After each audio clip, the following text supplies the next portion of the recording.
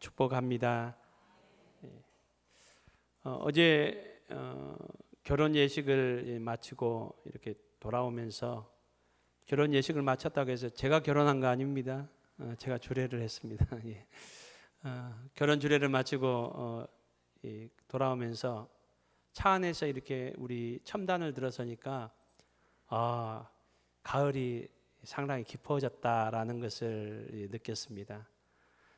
여러분, 이 첨단 단풍이 이쁘죠? 이번 주 보니까, 어제 보니까 단풍이 많이 들었어요. 그 모습을 보면서 수년 전의 일이 갑자기 이렇게 생각이 나더라고요. 어떤 일이 왔가니까 비슷한 시기였을 거예요. 신방을 권사님들하고 마치고 이렇게 들어오면서 첨단에 들어서니까 단풍이 너무 예뻐서 제가 이런 얘기를 했습니다. 권사님들, 단풍 구경 갈 필요 없이 이 첨단 단풍이 제일 예쁜 것 같습니다. 이렇게 말씀을 드렸더만은 한 권사님이 대뜸 이렇게 말씀합니다. 목사님이 뭘 모르셔서 그렇습니다. 이 첨단 단풍은 아무리 예뻐도 이 공에 찌든 단풍입니다. 목사님 몰라서 그렇지 저 사람들이 왜 그렇게 이 산으로 가는 거 하니까 거기는 이 깨끗하고 공에 찌들지 않는 공의 깨끗한 그런 단풍입니다. 제가 속으로 말하려다 말았어요. 거긴 사람에 찌들었어요. 그 생각이 나서 올해는 한번 산에 한번 가볼까. 특별히 오늘 광고하다 보니까 이번 주 내장산 간다네요. 갈까 생각은 하지만은 99% 못 갈 것 같습니다. 여러분, 가을이 많이 깊어져 가며 또 아름다운 단풍들을 보며 또 이렇게 또 우리가 기쁨을 누리지 않습니까? 우리가 하나님 앞에 우리의 삶이 참 하나님께서 보시기에 참 아름답다, 또 흐뭇하시고 기뻐하시는 우리의 삶의 열매, 단풍을 맺는 계절이 될 수 있기를 주님의 이름으로 축복합니다. 이 땅의 많은 사람들 가운데서, 교회들 가운데서 모 권사님이 말씀하셨던 것처럼 찌들지 않고 깨끗한 그 아름다운 하나님 앞에 삶을 드릴 수 있고 또 하나님 앞에 영광을 드릴 수 있는 저와 여러분의 삶이 될 수 있기를, 우리 월계교회 공동체가 될 수 있기를 주님의 이름으로 축복합니다. 오늘 누가복음 말씀에는 세 가지 비유가 나옵니다. 우리가 잘 알듯이 잃은 양 비유, 또 잃은 드라크마 비유, 또 잃은 아들, 다른 말로 하면 우리 잘 말하는 내용은 탕자의 비유라고 이렇게 세 가지 비유가 나옵니다. 이 세 가지 비유는 독립적인 비유들이 아니라 다 연결이 되어 있는 공통점들을 가지고 있는 비유들입니다. 첫 번째 공통점은 잃었다는 겁니다. 한 마리 양을 잃었고요, 드라크마 하나를 잃었고요, 또 아들이 또 떠나갔습니다. 두 번째 공통점은 그 목자가 그리고 그 여인이 또 아버지가 그 잃은 것을 찾으러 간다는 겁니다. 잃은 양을 찾으러 나섰고 드라크마를 찾기 힘썼고 또 아버지는 그 아들이 돌아올 때까지 끝까지 기다리는 그 공동된 모습을 보여주고 있습니다. 또 세 번째로는 그 잃은 것을 찾았고 또 떠나갔던 아들이 돌아왔음을 보고 크게 기뻐하였다라고 공통적인 그 내용들을 예수님께서는 비유로 말씀하고 있습니다. 이 비유에서 목자와 여인과 또 아버지는, 두 아들을 둔 아버지는 여러분 누구를 예수님께서 비유하고 계십니까? 바로 하나님을 비유하고 있습니다. 하나님이 이러한 분이심을, 우리에 대하여 이러한 분이심을 예수님께서는 비유하고 있습니다. 그렇다면은 잃은 양과 또 잃어버린 드라크마, 또 아버지를 떠났던 그 둘째 아들, 또 아버지와 함께 있었던 그 첫째 아들은 누구를 비유하고 있는가? 여러분, 오늘 본문 말씀을 보면은 1절, 2절의 내용은 이러합니다. 많은 세리들과 죄인들이 예수님의 말씀을 듣기 위해서 또 예수님을 만나러 이렇게 찾아왔습니다. 예수님께서는 이들을, 너희들은 죄인이다, 너희들은 내가 상종할 수 없는 사람들이다, 너희들은 세상에서 포기한 사람들이다, 이렇게 정지하지 않으시고 그 한 사람 한 사람들을 만나 주셨고, 심지어는 오늘 본문의 내용을 보면 그들과 함께 교제하시며 식사를 함께 하셨음을 성경은 말씀해 주고 있습니다. 이 모습을 본 바리새인들과 서기관들은 수군거리며 예수님의 이 행동에 대해서 비난하고 있습니다. 오늘 본문에 보면 이렇게 비난하고 있습니다. 이 사람이 죄인을 영접하고 음식을 같이 먹는다. 이런 사람을 선지자라고 메시아라고 할 수 없다라는 말입니다. 여러분, 당시 유대인들은 세리와 죄인들을 하나님의 나라에 합당치 않은 사람들로 규정하였습니다. 유대인들은 하나님의 백성이고 혈통적으로 하나님의 백성이고 할례를 받았기 때문에 다 구원을 받는다고 그들은 여겼고 자부했습니다. 자랑스러워했습니다. 자긍심을 가졌습니다. 그렇지만 아무리 혈통적으로 유대인이라 할지라도 세리들과 죄인들은 결코 그들은 하나님의 백성으로 받아들일 수 없다. 그들은 이렇게 규정했습니다. 그래서 예수님을 찾아왔던 당시 많은 죄인들과 세리들은 어떻게 보면 오늘 본문에서는 세리들과 죄인들을 동격으로 이렇게 볼 수 있습니다. 이들은 하나님의 나라의 백성으로 이렇게 생각할 수 없다라고 그들은 생각했습니다. 이럴 때 예수님께서 잃은 양 비유를 하시고 잃은 드라크마 비유를 하시고 아버지를 떠난 둘째 아들 탕자의 비유를 하고 있습니다. 여러분, 여기서 예수님께서는 이 잃은 양을, 오늘 첫 번째 비유에서 잃은 양은 이 바리새인들과 서기관들이 구원받을 자격이 있고 하나님의 백성으로 합당치 않다라고 규정하였던, 죄인이라고 규정했던 바로 세리들과 죄인들을 예수님께서는 잃어버린 양으로 이렇게 비유를 하고 있습니다. 드라크마로 이렇게 비유를 하고 있습니다. 여러분, 그렇다면은 예수님 당시는 예수님께서 1차적으로 그렇게 비유를 하셨는데 오늘 우리에게는 이 말씀이 어떻게 적용될까요? 그때나 지금이나 이 목자나 그리고 여인이나 아버지는 동일하게 하나님에 대해서 비유하시는 말씀입니다. 그 당시나 지금이나 마찬가지입니다.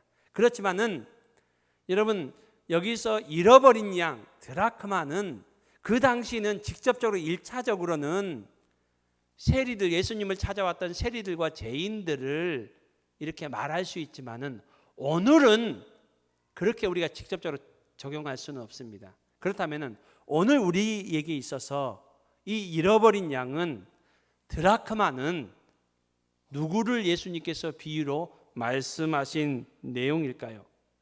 여러분, 우리가 이렇게 말할 수 있습니다. 하나님의 백성이지만 아직도 하나님을 믿지 않는 교회 밖에 있는 그런 사람들, 우리가 복음을 전해야 되는 사람들, 그런 사람들을 잃어버린 양으로 우리가 예수님께서 비유하신다라고 폭넓게 생각할 수 있습니다. 그래서 여러분, 오늘 본문을 많은 목사님들이 이 전도 설교할 때 이 본문을 이렇게 설교를 합니다. 하나님께서는 아직도 복음을 듣지 못하고 구원받지 못한 많은 불신자들을 하나님 귀하게 여기십니다. 그 한 사람 한 사람 하나님 앞에 이끌어 와야 될 것이 우리의 책임입니다 라고 이렇게 이 말씀을 전하지 않습니까? 이렇게 비유한다라고 이렇게 적용해도 됩니다. 또 한 가지는 이 세 번째 비유에 보면은 아버지 집에 있다가 아버지를 떠났던 둘째 아들 있잖아요. 그것을 우리가 적용해서 본다면은 예전에는 교회에서 열심히 신앙생활했고 열심히 섬겼고 믿음 생활했다가 여러 가지 이유 때문에 경제적인 이유, 또 건강적인 이유, 또 어떤 시험의 이유로 또 사람 때문에 실족해서 교회를 떠나 신앙생활을 중단한 그런 사람들을 잃어버린 양이라고 이렇게 적용해 볼 수 있습니다. 예수님이 그렇게 비유하셨다고 볼 수 있습니다. 여러분, 예전에 함께 신앙생활을 했다가 지금 믿음 생활을 하지 않고 있는 우리 주위에 있는 이웃들, 지체들, 내 남편, 내 자녀들, 하나님 앞에 우리가 이끌 수 있는 저와 여러분이 될 수 있기를 소망합니다. 또 여러분, 오늘 저는 이 부분에서 지금부터 말씀드리는 부분에서 좀 우리가 적용하기를 원합니다. 여러분, 예수님께서 잃어버린 양이라고 이렇게 비유했을 때 첫 번째, 두 번째도 해당되지만은, 그렇게도 우리가 비유할 수 있지만, 주님께서 비유하셨다고 적용할 수 있지만은, 여전히 하나님 앞에 나와서 예배 생활하고 신앙생활하고 있지만은, 몸은 주일마다 교회 나와서 예배 생활하고 있지만은 마음은 이전에 비해서 하나님에게서 말씀으로부터 많이 멀어져 간 그런 신앙생활을 하고 있는 우리의 모습 아닙니까? 이 시간 우리가 하나님 앞에 예배드리고 있지만은, 매주일 예배드리고 있지만은, 예전에 경험했던 예배에 나와서 말씀을 드릴 때, 찬양할 때 그 시간이 기뻤고 즐거웠고 감격이 됐는데, 이제는 신앙생활 10년, 20년, 30년 하다 보니까 예배에 나와도 말씀을 들어도, 하나님의 말씀을 들어도 마음속에 감동이 없고, 봉사를 해도 옛날에 느꼈던 그 기쁨과 즐거움, 그 열정을 상실해버린 저와 여러분의 그 모습을 보여주고 있지는 않습니까? 여러분, 세 번째 비유 보면, 이 첫 번째 잃은 양 비유, 그 다음에 두 번째 잃은 드라크마의 비유, 세 번째 아버지를 떠난 이 아들 탕자의 비유. 여러분, 탕자는 우리가 아버지를 떠난, 아버지 집을 떠난 그 탕자를 탕자라고도 하지만은, 우리가 그 비유를 잘 보면은 탕자는 첫째 아들도 탕자임을 보게 됩니다. 아버지 곁에 묵묵히, 둘째 아들처럼 떠나가지 않았고요, 묵묵히 아버지 곁에는 있었지만은, 둘째 아들이 돌아온 것을 보고 아버지가 기뻐하며 잔치를 였을 때 그것이 이해가 되지 않고, 그것이 못마땅해서 아버지한테 화를 내고 분노했던 첫째 아들. 여러분, 첫째 아들도 탕자의 모습 아닙니까? 하나님 앞에 신앙생활을 하고 있었지만은 하나님 앞에 기쁨과 하나님을 향한 그 열정들을 상실해버렸던 그 첫째 아들의 모습. 여러분, 이 첫째 아들의 모습이 오늘 저와 여러분의 모습이지는 않습니까? 여러분, 하나님 앞에 우리가 예배 시간 나올 때마다 예배에 대한 열정들이 다시 회복될 수 있기를 주님의 이름으로 축복합니다. 하나님 앞에 예배 시간 나올 때마다 오늘 예배를 통해서 하나님의 말씀을 듣고자 하는 그런 사모하는 마음, 목마른 사슴이 시냇물을 찾아 갈급한 같이, 하나님, 오늘 이 시간에도 나에게 생명의 말씀을 허락하여 주시옵소서. 하나님, 내가 물질로 살아가는 것이 아닙니다. 건강으로 살아가는 것이 아닙니다. 이런 것도 나에게 필요하지만은 오늘도 생명의 말씀으로 내가 살아가기를 원합니다. 하나님, 나에게 필요한 생명의 말씀을 허락하여 주시옵소서. 이런 우리의 마음속에 갈급한 심령들이 다시 회복될 수 있기를 주님의 이름으로 축복합니다.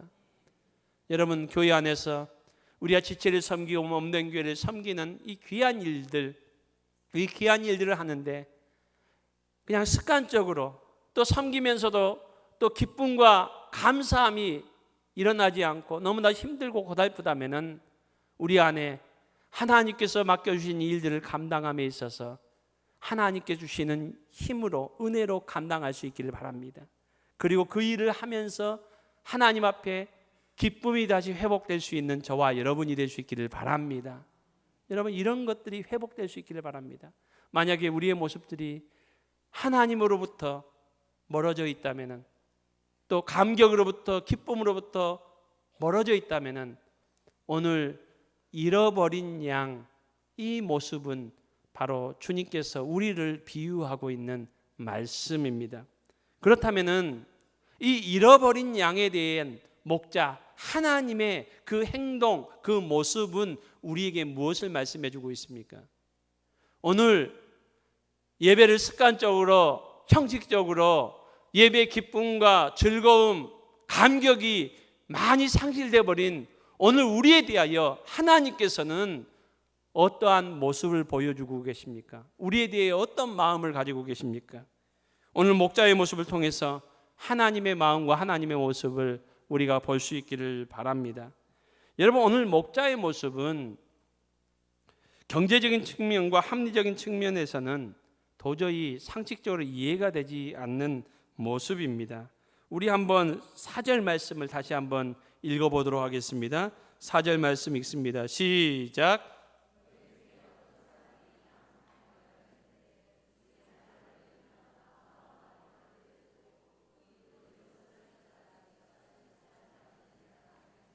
예.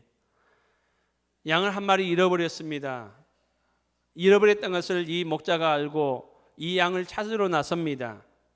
여러분, 이 양을 찾으러 나서는 거에 대해서는 모두가 수긍할 수 있습니다. 이 목자가 목자이기 때문에 양을 찾아야죠. 그렇지만은 예수님께서는 오늘 의도적으로 이렇게 말씀하고 있습니다. 이 목자가 잃어버린 양을 찾으러 나가는데 나머지 99마리를 어디에 두고 간다고 이렇게 말하고 있습니까? 상식적이라면 어디에 둬야 됩니까? 우리에 둬야 됩니다. 안전한 우리에 둬야 됩니다. 이것이 상식적이잖아요. 99머리를 안전하게 잘 우리에 둔 다음에 그 다음에 한 마리 양을 찾으러 가야 됩니다. 그렇지만 예수님께서는 그렇게 말씀하시지 않습니다. 99마리를 어디에 두셨다고요? 들에 두었다라는 겁니다. 이것은 들에다 방치해뒀다는 거예요.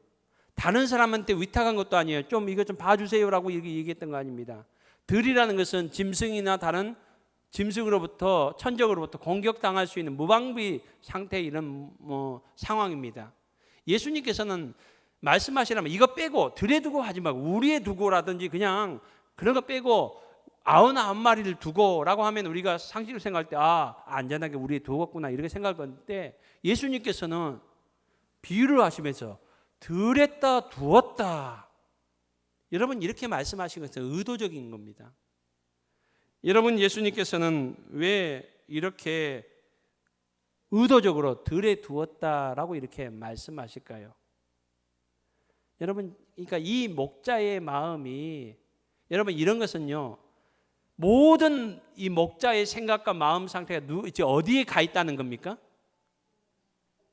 잃어버린 양에게 가 있다는 겁니다.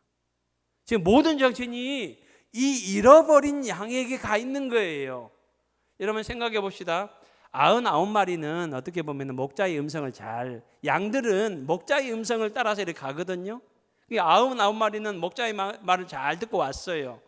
그렇다면 이 한 마리는 어떤 상태입니까? 목자 말 안 듣는 양이에요. 그런 양인데 목자는 지금 누구에게 관심이 가 있어요? 온 정신이 거기에 가 있는 거예요. 여러분, 이런 경험들 있죠. 어떤 일을 하다가 무슨 전화를 받았는데 그때부터 모든 기억이 사라지고 머리가 하얗게 되는 그런 상황들. 여러분, 저도 예전에 저희 아내로부터 이렇게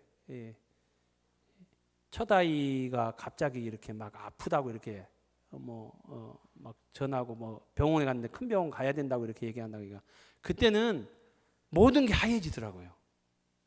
제 교회에서 그때 사역하고 있었거든요. 교회 일이고 아무것도 생각 안 나요.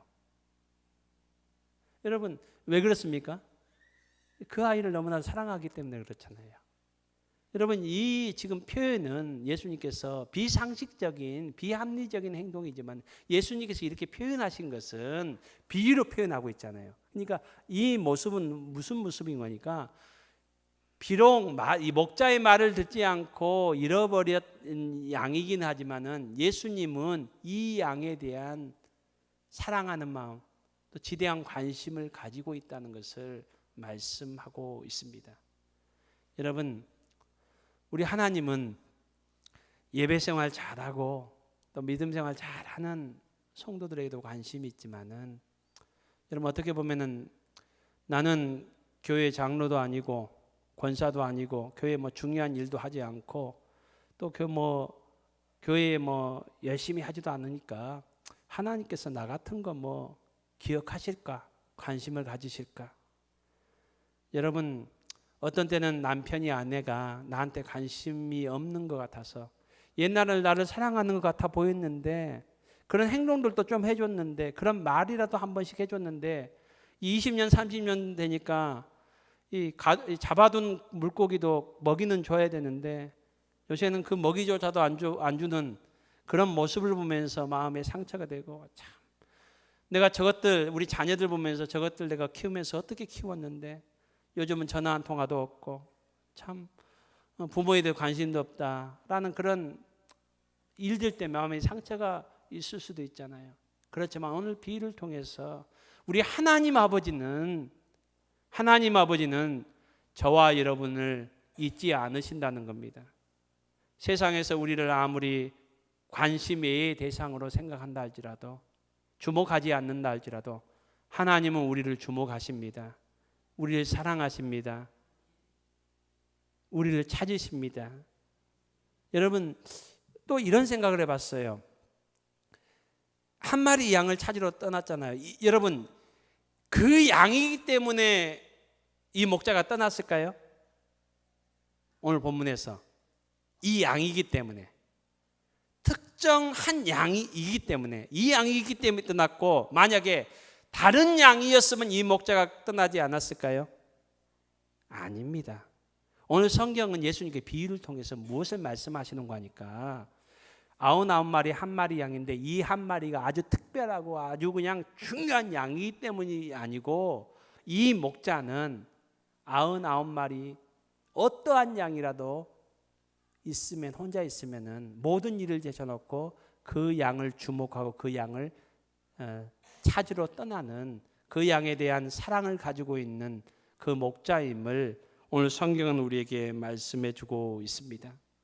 여러분, 하나님께서는 그 증거를 우리에게 보여주셨지 않습니까? 요한복음 3장 16절 말씀에서 하나님이 세상을 이처럼 사랑하사, 하나님이 세상을, 저와 여러분을 이처럼 사랑하사 독생자를 주셨으니, 여러분, 하나님은 우리를 너무나도 사랑하셔서 하나님 당신이 인간의 몸을 입으시고 이 땅에 오셨습니다. 그리고 우리를 살리시기 위하여 어디까지 가셨는고 하니까 십자가에 죽으시기까지 가셨습니다. 여러분, 오늘도 하나님은 저와 여러분을 잊지 않으시고 사랑하십니다. 여러분, 오늘 본문에 보면은 바리새인과 서기관들은 저 사람은 인간이 아닙니다, 저 사람은 하나님의 백성이라 취급할 수 없습니다, 규정했습니다.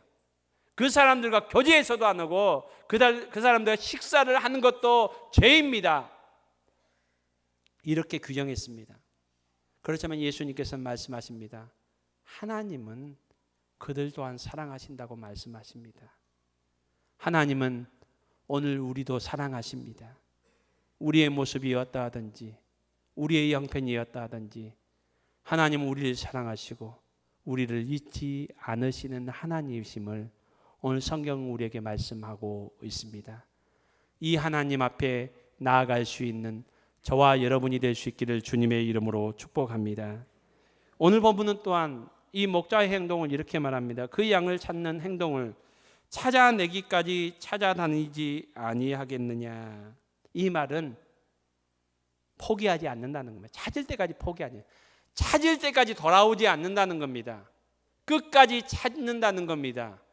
자기의 생명을 내어놓기까지 찾는다는 것을 말씀하고 있습니다. 지금 우리 월객교회는 새벽기도에 묵상하는 본문이 예레미야서입니다. 이번 주 예레미야서 말씀을 묵상하다가 저는 예레미야서 26장 3절 말씀에 나온 한 단어에, 그 단어가 제 마음 깊숙이 이렇게 다가왔습니다. 그 단어는 한번 따라했으면 좋겠습니다. 혹시라는 단어입니다. 이 배경은 이러합니다. 하나님께서는 이스라엘 백성들을 하나님의 백성, 하나님의 자녀 삼으셨습니다. 유다 백성들을 하나님께서는 끝까지 사랑하셨습니다. 그렇지만 유다 백성들은 하나님보다는 자꾸 세상으로 이렇게 나갑니다. 하나님의 말씀을 거역하고 하나님께서 자꾸 멀어져 갑니다. 예배는 항상 드려요. 예배는 드리는데 예배 드리면서도 예배 드리고 나가면서도 온통 마음속의 생각은 다른 것, 세상 것으로 가득 차 있습니다. 말씀과는 거리가 멀어져 갑니다. 그래서 하나님께서는 시대마다 계속 선지자들을 보내서 회개하고 돌아오라고, 말씀으로 다시 돌아오라고 이렇게 말씀하셨습니다. 이 이스라엘 백성들이, 유다 백성들이 가끔씩은 순간순간 회개했지만은 그들은 결코 하나님 앞에 돌아오지 않습니다. 하나님께 선지자를 통해서 계속적으로 회개하라, 돌이켜라, 하나님 앞으로 나와라, 하나님을 사랑하라고 이렇게 말씀하지만은 어떻게 보면 하나님께서 애원하십니다. 그렇지만은 유다 백성들은 결코 이 하나님의 말씀에 귀를 기울이지 않습니다. 그래서 하나님께서는 어쩔 수 없이 이 백성들에게 심판을 내릴 수밖에 없습니다. 그래서 바벨론이라는 나라를 통해서 이 유다 백성들을 망하게 하십니다. 예루살렘 성전이 무너지게 하시고, 그리고 예루살렘 성이 완전히 황폐하게 되는 하나님께서 심판을 하실 것을 이제 마지막 방법으로 하나님께서는 예레미야 선지자를 통해서 말씀하십니다. 이 모든 계획은 준비되었고 이 계획대로 모든 역사들이 이렇게 돌아갑니다. 왜냐하면 이스라엘 백성들이 회개하지 않기 때문에요. 그 내용이 예레미야 26장에 나옵니다. 그래서 하나님께서 예레미야 선지자를 통해서 선포하십니다. 너희들이 끝끝내 돌아오지 않기 때문에 이제 내가 너희들에게 경고했던 것처럼 바벨론을 통해서 너희들을 징계하겠다라고 이렇게 말씀하십니다. 그런데 그 말씀 가운데 26장 3절은 이럽니다. 지금 상황은, 여러분 왜 하나님께서 바벨론을 세우셔서 그들 왜 심판하십니까? 유다 백성들이 하나님의 말씀을 듣고 하나님 앞에 돌아올 지금 확률은 0.0001%이기 때문에 그렇습니다. 꿈쩍하지 않습니다.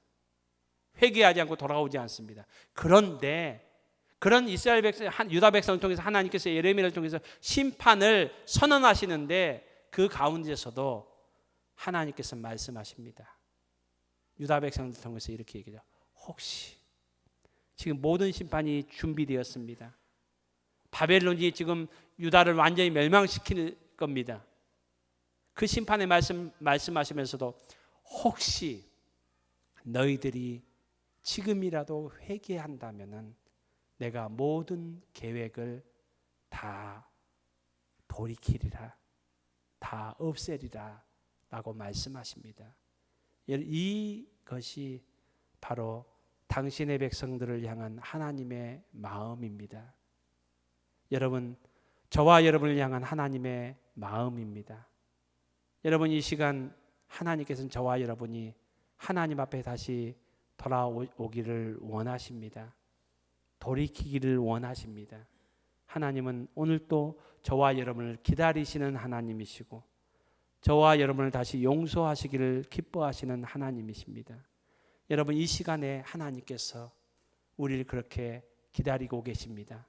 이 하나님 앞에 우리가 나아갈 수 있는 저와 여러분이 될 수 있기를 주님의 이름으로 축복합니다. 여러분, 그리고 오늘 본문에서 또 하나님의 어떤 모습을 보여주고 있습니까? 첫 번째 비유도 그렇고요, 두 번째 비유도 그렇고요, 세 번째 비유도 그렇습니다. 주위에 있는 사람들은 이 목자의 모습과 이 여인의 모습과 이 아버지의 모습을 이해를 할 수가 없습니다. 둘째 아들도 그랬잖아요. 이해를 할 수 없지만은 이 목자와 이 여인과 이 아버지는, 하나님은 다른 것으로 기뻐하지 않습니다. 잃은 것을 찾은 것, 떠났던 아들이 돌아온 것으로 인해서 기뻐한다. 또 너무나도 크게 기뻐한다 라고 이렇게 말씀하고 있습니다. 여러분, 저와 여러분이 하나님의 기쁨 되는 저와 여러분이 될 수 있기를 주님의 이름으로 축복합니다. 저와 여러분이 이 땅에서 위대한 어떤 일을 해서 하나님이 기뻐하는 것이 아니라, 여러분, 예배에 나왔어도 하나님에 대한 갈망함 잃어버리고 예배에 대한 감격 상실해버렸던 저와 여러분이 다시 한번 하나님 앞에, 하나님, 내가 예배자로 다시 서기를 원합니다. 이제는 하나님을 다시 보기를 원합니다. 하나님의 음성을 듣기를 원합니다. 하나님과 함께 동행하기를 원합니다. 하나님의 말씀 가운데 거하기를 원합니다. 하나님, 내가 무너진 자리에서 다시 일어나기를 원합니다. 여러분, 저와 여러분이 하나님 앞에 이런 자세로 나아갈 때에 하나님이 이 땅에서 다른 어떤 것보다도 기뻐하고 기뻐하신다고 말씀하고 있습니다. 여러분, 저와 여러분이 하나님 앞에 기쁨이 될 수 있기를 소망합니다. 하나님 앞에 예배를 다시 회복할 수 있기를 원하고, 하나님 앞에 다시 기도를 회복할 수 있기를 원하고, 다시 하나님이 나의 왕이시며 하나님의 다스리심과 통치를 다시 받을 수 있는, 회복할 수 있는 저와 여러분의 복된 삶이 되어서 오늘 또 우리의 삶을 통해서 하나님께 기쁨을 드리는 우리의 삶이 될 수 있기를 주님의 이름으로 축복합니다. 우리 함께 기도하겠습니다.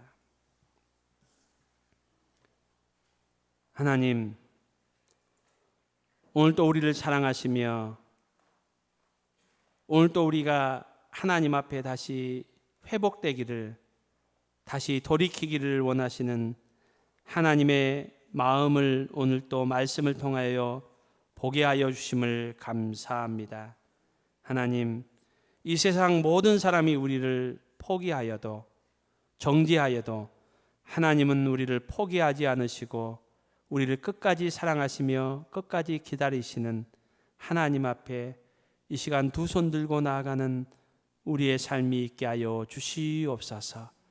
무너져 있는 자리에서 다시 일어나게 하여 주시고 하나님 앞에 예배와 말씀을 다시 회복하는, 기도를 다시 회복하는 우리의 삶이 될 수 있도록 축복하여 주시옵소서. 예수님의 이름으로 기도드립니다. 아멘.